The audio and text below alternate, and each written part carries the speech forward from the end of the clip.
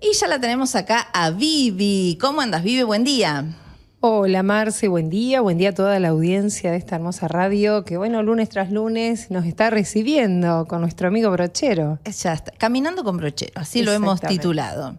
Pero si te parece, vamos a hablar un poquito de la peregrinación antes de empezar. Exactamente, vamos caminando. Vamos caminando, ya que estamos caminando, seguimos caminando.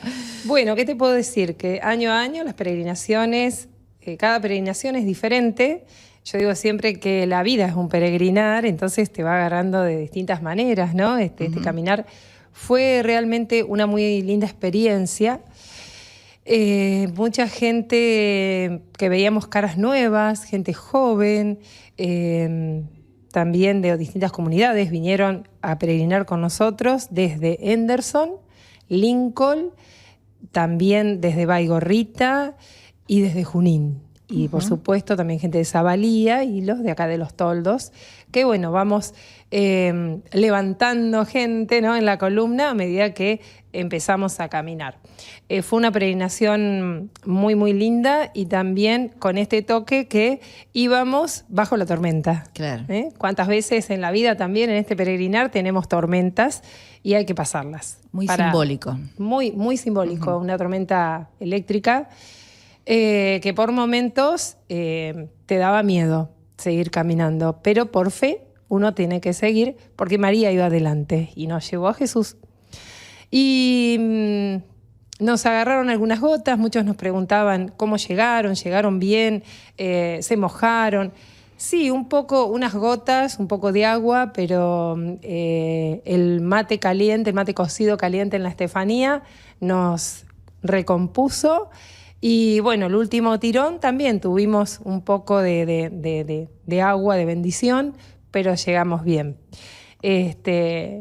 La columna de 9 de julio sí, sufrió un poco más la inclemencia climática, llegaron empapados los hermanos de 9 de julio, que es los valientes que llegaron caminando, llegaron empapados y muertos de frío, por el cansancio y por el mismo... la misma humedad que tenían en sus ropas. Y los hermanos de Obrien llegaron hasta San Francisco, donde tuvieron que volverse porque había una tormenta muy fuerte y temieron por la salud sobre todo iban pequeños, iban jóvenes, y bueno, la tormenta sí se venía muy, muy fea. Pero yo digo siempre que hasta donde uno puede llegar, ahí María te encuentra. O sea, vos peregrinás. Es válido. Exactamente. El Señor sabe la intención del corazón. Y ellos hicieron una caminata muy intensa, ya que arrancaron a caminar a las 5:30 de la tarde del sábado, ¿no?, hasta las 4 de la mañana del domingo. Entonces, bueno, ahí estaba María esperándolos. Seguramente que es así. Una experiencia linda y muy significativa. Sí, hermosa. En lo personal, sí, con toda la familia, al arrancar esta peregrinación, así que muy emotivo. Y en lo comunitario creo que estamos todos muy contentos. Bien, eso era para introducir, porque ahora no lo vamos a abandonar a nuestro cura, que acá lo tenemos con nosotros. Era un gran caminador, claro, un gran caminante. Entonces vamos a hablar de algunas características, si te parece, hoy de su personalidad. Bien, bien. Habíamos estado charlando de que a los 16 años entró al seminario y a los 26 él fue ordenado sacerdote. Justamente el lunes pasado era el aniversario de él cuando ingresamos acá a la radio a empezar este ciclo, así que muy significativo fue. Y te puedo decir que a los 3 años de ordenado, él es designado por el obispo de Córdoba a pastorear todo lo que es tras la sierra. En ese tiempo era solo el cordón montañoso de los Comechingones, era una zona bastante inhóspita, no es la zona turística que vemos ahora. Claro, ¿no? Entonces, bueno, podríamos decir que simplemente él fue a encontrarse con la nada misma y su vasta región de pastoreo, la diócesis podríamos decirse, en ese tiempo abarcaba desde Soto hasta Villa Dolores, o sea, una región muy extensa. Y entonces él, como todo misionero, tenía que hacer como un testeo del lugar, a ver cómo lo iban a recibir esos traserranos, que si bien era gente muy trabajadora, pero era gente muy ruda y que a veces al que ingresaba, al desconocido, a veces lo aceptaba y a veces lo rechazaba, claro. ¿no? Cuando uno llega a un lugar, Uh-huh. en lo personal, fui muy bien recibida, por ejemplo, en el 2001 cuando vine a Los Toldos, pero uno dice, bueno, a ver, ¿y ahora qué hay de nuevo? A él le pasó algo similar. Cuando él llega y empieza a ver esta gente, también a veces hasta un poco huraña y desconfiada, empieza a testear a ver cómo entrarle, ¿no? Vamos a hablar, como hablaba él, cómo entrarle a los gauchos y a la gente de la época.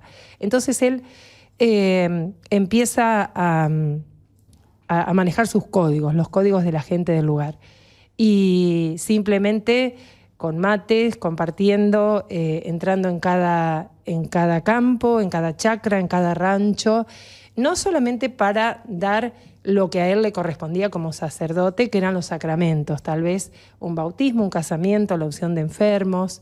Bueno, había mucha necesidad de un cura del lugar, pero para esto tenían que tenerle confianza. Y él justamente se vale de algunos dotes, por ejemplo, que podríamos decir de su sencillez de paisano, de su habilidad de jinete y de su buen humor. Uh-huh. Estas eran un poco las características de él, ¿no? Que lo podemos también ver ahora como mucha gente que tal vez lo empieza a conocer y se empieza a enamorar de la sencillez del cura Brochero. Y hay algo muy, muy lindo y muy característico que nos puede servir a nosotros también, que él se aceptaba a sí mismo y se reía de su personalidad.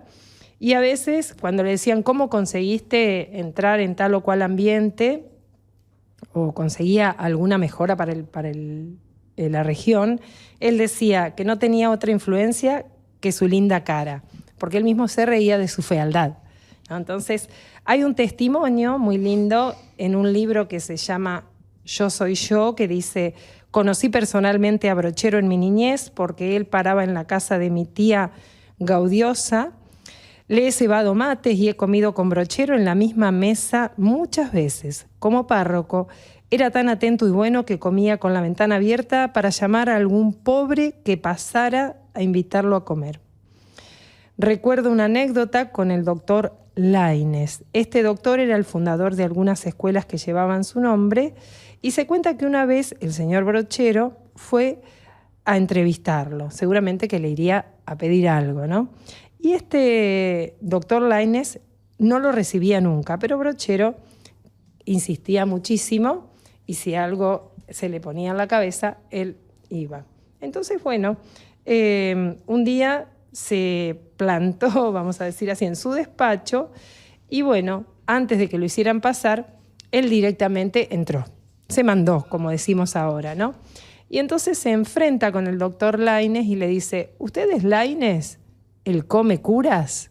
Porque como era así como muy, con mucho poder, ¿no? Y entonces ejercía este poder sobre todo también en la curia. Y entonces dice, enseguida agregó: ¿pero cómo me va a comer a mí que soy tan fiero? Así hablaba él, ¿no?